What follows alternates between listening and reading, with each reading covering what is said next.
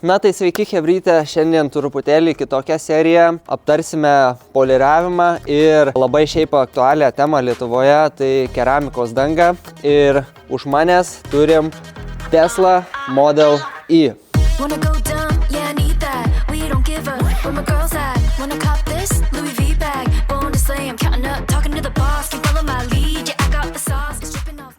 Sveikas, Erne.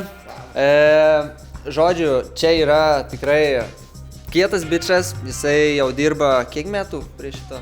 Lemba jau gal 3 metai, iš tikrųjų. 3 metai. Gal netgi ir 4 iš tikrųjų. Sunku pasakyti. Nu, manau, patirties jau tikrai yra, nes mašinų tikrai ne dešimtis. Tikrai ne viena ir tikrai ne dvi padaryti. Jo. Kietas bičas šitam dalyke ir jis mums maždaug šiandien praves tokią pamoką, kaip viskas būna atsitikę, kodėl susibraižo kėbulai, kodėl prasideda visokie, tokie kaip dabar mato dalykai. Paaiškins, kaip prižiūrėti automobiliukus, kaip reikėtų maždaug daryti ir taip toliau. Tai jaučiu, kimbam į darbus ir žiūrim, kas bus. Lemba, taip valinėjimais tą kėbulą ir iš karto akis užkliuvo, kažkaip plaunant nepastebėjau. Tai turi matinę dalį ir, kaip galit matyti, jau pradėjo oksiduotis. Kodėl taip nutiko? Greičiausiai dėl visų aktyvių putų, kurios yra naudojamos plovyklui. Tai šitą dalyką pabandysim sutvarkyti ir uždėsim keramiką, tai neturėtų daugiau taip nutikti. Kas bus po kokių 10 metų? Nu taip, čia iš tikrųjų keista, nes dažniausiai taip nutinka chrominėm dalim, o čia kažkodėl matinė ir jinai reaguoja paprasčiausiai su aktyviom putom. Manau aš taip, nes kito paaiškinimo aš čia kaip ir neturiu. Na, pasibandom vieną plotuką, pažiūrėsim, kas bus. Pažiūrėsim, kaip reaguoja šitas matinis paviršius. Gal ir gerai, žinau. Bet gerai. Oksidacija. Pasižiūrėk, visiškai pasikeitė. Čia per kamerą taip nesimato, bet realiai iš akies tai... Oksidacija kaip ir nusivalė, atrodo. Ja. Na, bet pabandysim dar su poliravimo mašinėlė ir paduku. Aišku, čia tik iš rankos patryniau, kad pasitestuot, pažiūrėti, kaip reaguoja. Nu, mes prie šitos vietos grįšim vėliau. Mes realiai nusiplojom mašiniuką, kas vyksta toliau? Taip, reikia įsivalyti visus tarpus, tarpdurius, įsipūsti iš visur vandenį, tai iš tokių vietų kaip pat lempos, rankenėlis, žodžiu, mašina turi būti absoliučiai sausa. Tai realiai tada ir durų visi prajomai. Taip, viskas turi būti švaru. Aišku, taip galima prajomų nevalyti, kadangi į saloną nelysim, bet aš dirbu su ta politika, kad reikia įsivalyti tarpus, nes paskui būna paprasčiausiai lengviau įsivalyti pastas ir taip toliau. Toks gaunasi viskas kaip ir pilnai padaryti. Kiti, sakau, ten būna nevalo tarpdurių, nes taip po salono nedaro. Vien tik, dėl tokių kaip vietų, kaip tarpdurių įsivalymas, čia dar nebūna niekas, užšikta tiek, kad ten paskui reikia 1,5 valandos valyti. Viskas priklauso nuo priežiūros. Pasidariau mikrofoną tokį, bus gal biškį patogiau šnekėti. Tai Erne, kas toliau apsisausinom mašiniuką, kas vyksta dabar? Tai dabar aplipinsim visus plastikus, kad neužkabint poliruojant, kadangi užkabinus jie nubalsta. Tai čia tokia gal naujokų problema nebūna? Būna žmonės, kurie patys bando pasipoliruoti ir tiesiog nežino šio fakto, nes nesvarbu, tu užkabinsi su kempine ar su kuo, gaus pastos ir plastikas, nubaltuoja tiesiog. Ir tu jį gali, atrodo, nuvalai, nudžiūs ir jisai vėl atsiranda. Tai vis tiek, ar ne? Taip, bet yra specialių būdų, kaip nuvalyti. Okay. Čia irgi viskas ateina su praktika ir kaip sakyti žiniau. Jau čia pasiliksi gal savo, ne šitą. Tai einu padėsiu Ernei apsilipyti, nes kiek dabar dirbu, tai tik tai filmuoju. Tai važiuojam.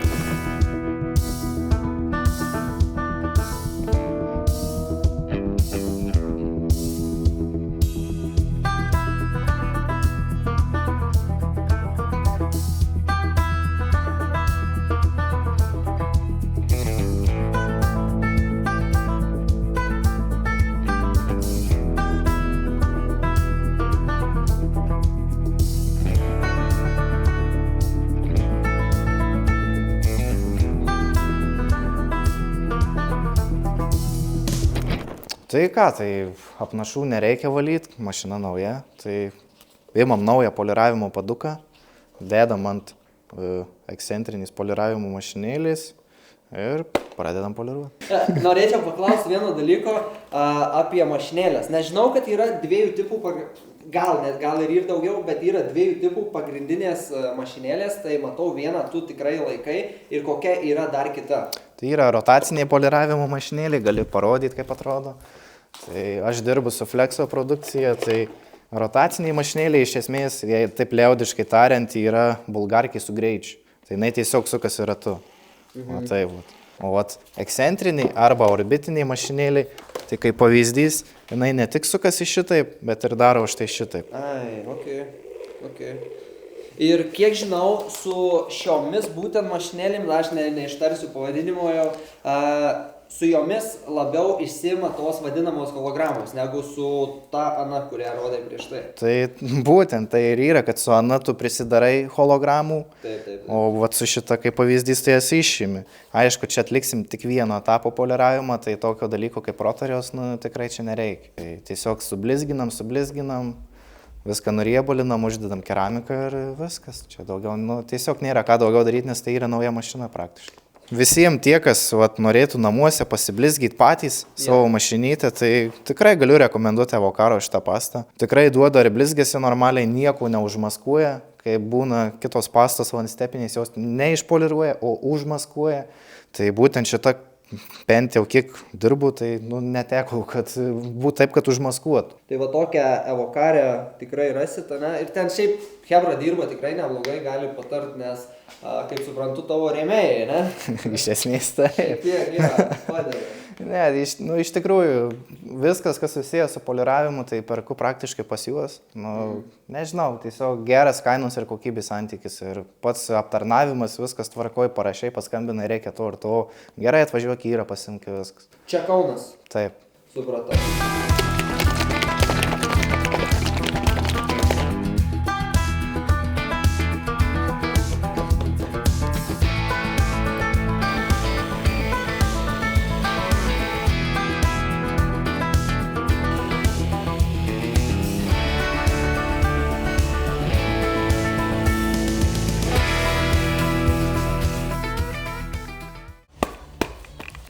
Tai ką tu man duosi dabar parodyti? Duosi, jau ką turi. Bulgarkiai tai kaip reikiant. Ne, tai čia irgi ekscentriniai mašinėliai, bet jinai šiek tiek mažesnė, ne tokia pradinuko lygio, kaip sakant. Tai man kaip tik. Šiek tiek lėčiau, bet manau, kad viskas pasidarys. Okay. Ačiū.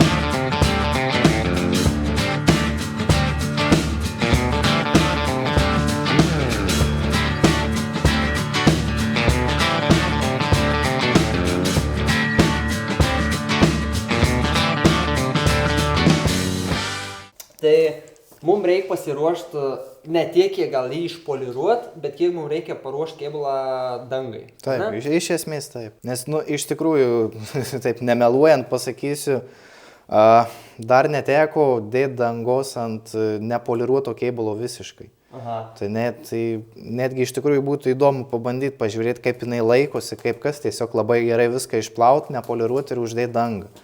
Tai būtų įdomu, kaip laikosi.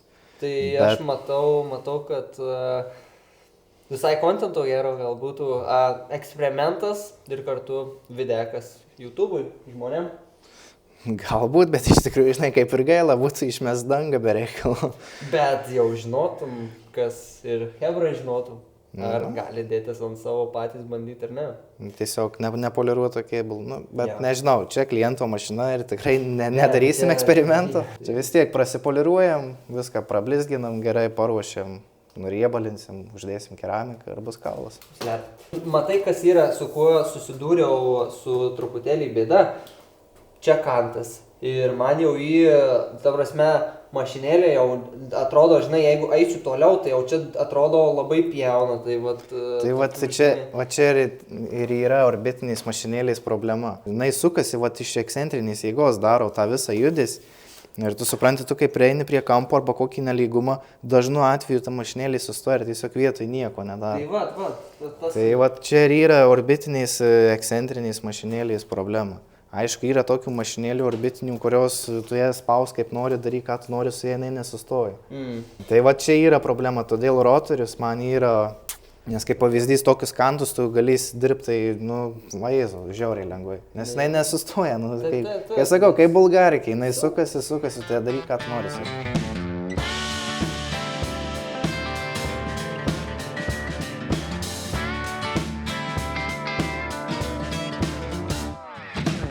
Tai matau, pasikeitė į paduką, na?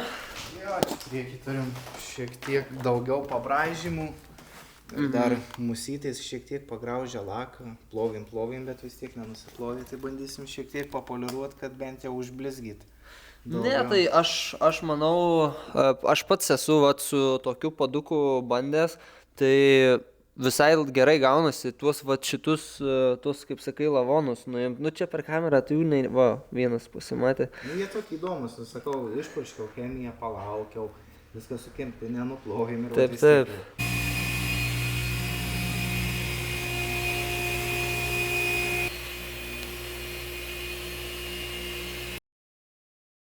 Kas dažniausiai būna nubrozdyta, nubalnota? Tai standartiškai bamperiai būna visi apdaužyti, žinai, arkos, o kaip pavyzdys, ketvirčiai tokie būna. Apdaužyti, sakyčiau, daugiau. Bet čia mažiausia problema, didžiausia problema, kad, aišku, ne tik pas vokiečius, bet ir pas mus, kad, kai yra įdauža, tai jie ne tai, kad truputį leistų dažų, jie paima ir pliosterį uždeda. Teko visai neseniai matyti X3. Absoliučiai visas kėbulas pliosteriais. Ta prasme ir net spalva nepataikyta. O ten nuvalai tuos dažus ir ten net nieko nematai, į ką ten įtept reikėjo. Čia gan dažna problema, nes realiai kiek teko matyti, vos ne visus tokius ir buvo. Aš nežinau, kodėl ten taip jie daro, bet tikrai negerai ten. Taip aišku, ir Lietuvoje taip daro, nieko nesakau, žinai, bet koks dar pastebėjimas, kokios mašinos iš vokiečių grįžta, tai beveik pas 90% visų grįžtančių visas kapotas būna nukapotas. Bet nukapotas iki tiek, kad jau ten tokie pliosteriai iki metalo. Ir jie realiai rūdys. Ir taip, Bet žinai, pas mus, kaip sakau, žmonės gal labiau tas mašinas myli, saugo, tai žinai, tvarko tokius dalykus normaliai pas specialistus, o ne ten patys paima, sakau, ir užtepa, žinai, pliosterį, dažų, kur ten, ta prasme, tiek tikrai nereikia jų užtepti. Tai šiaip tai nežinau, viskas čia gerai. Su ta Marijampolės, su ta mašinom, viskas čia gerai. Darbo kol kas yra, reikia džiaugtis.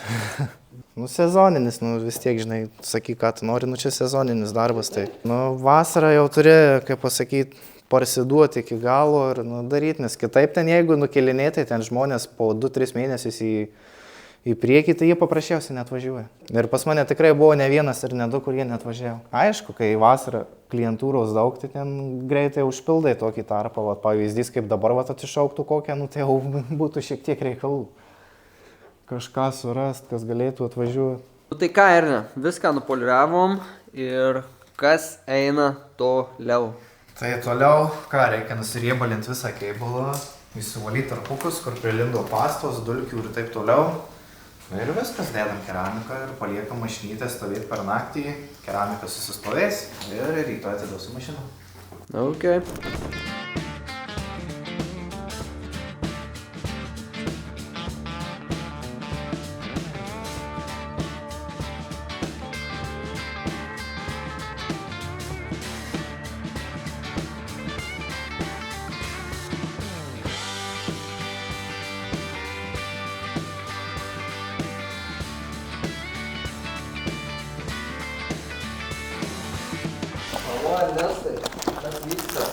Nieko, ką, viskas nusiriebalinom, viską nusivalėm ir pradėsim dėti keramiką. Visą laiką naują šluostį? Visada. Netgi nuriebalinant, aš imu visada naują šluostę. Dar ten kaip pavyzdys, jeigu nesudėtingas spalva, tai galima ir šiek tiek naudotą šluostę naudoti. Bet jeigu ten kaip pavyzdys juoda be blizgio, tai ir tiek poliruojant, tiek keramiką dėdant būtinai naujo šluostys. Tai originaliai būna tokia pipetė, bet aš ją išėmęs. tiesiog patogiau taip man. Nu tai ką, paėmė prisidrėkinę aplikatorių ir viskas. Ir tepė. Tai toksai riebalas čia yra, matau. Kaip man taip atrodo. Ir truputėlį smirda. Nu, yra šioks toks kvapas, bet aišku, nėra jisai labai blogas. Tai va, Iš karto realiai treniuojam, ne? Tai būtinai sukamaisiais judesiais, užpoliruojam, viską, ką užtepim. Ne, nu iš esmės taip, nu, taip įvardint. O 2 užluoščių reikia tam, kad su viena surenku perteklių, o su kita tiesiog užblizginu. Aišku, kiekviena danga veikia skirtingai, visada reikia pasiskaityti, kaip ją reikia dengti. Jeigu šita dengiasi taip, tai kita dengsis vėl kitaip. Pavyzdžiui, va šitą, nu man patinka, užtepiai, suvaliai ir nuėjai kitur, žinai, daryti. Aišku, viską tikrai reikia gana atsakingai padaryti, nes jeigu palieki kažkur nedavalytą, iš karto uždžiūsta, tai va šitos dangos turi būti vienintelis minusas, kad jinai mėgsta uždžiūvinėti. Ir tikrai reikia labai atidžiai susižiūrėti. Nu va, ir aš dedu keramiką, hebra. Evo karas. Užsukit tiek, tikiuosi gal pasponsorint šiek tiek savo mašiniukui padarytum apžvalgą. Turbūt viena populiariausių dangų Lietuvoje. Čia va dabar kaip pavyzdys, nežinau ar kamera matė, bet va užsitepė dabar šitą juostą. Tai eiliškumas dabar jau kaip pasiekiai tą juostą, tai jau tu ją dabar visą turėsi pertrinti, kad, nu kaip sakėjai, kad neuždžiūtų, ar... Tai ne, galėjau žinai palikti, bet, nu, kadangi jau pasakėjai, tai užtepsiu vis. Ne, tai man įdomu, tik tai klausiu, nes ne, yra tai kažkoks eiliškumas. Negali ant užteptų vietų jau, žinai, vėl tepliot, kaip pavyzdys. Negali tepliot. Nes, nu, gaunasi tada, žinai, toks kaip ir dangų švaistymas. Ai, bet ta prasme, bet šiaip tai galėtų. Nu, kad ten perėjimas gausias, tai ten nieko tokio. Na, tai pasibaigėm. Visai čia taip, sakyčiau, ne taip ir lengva.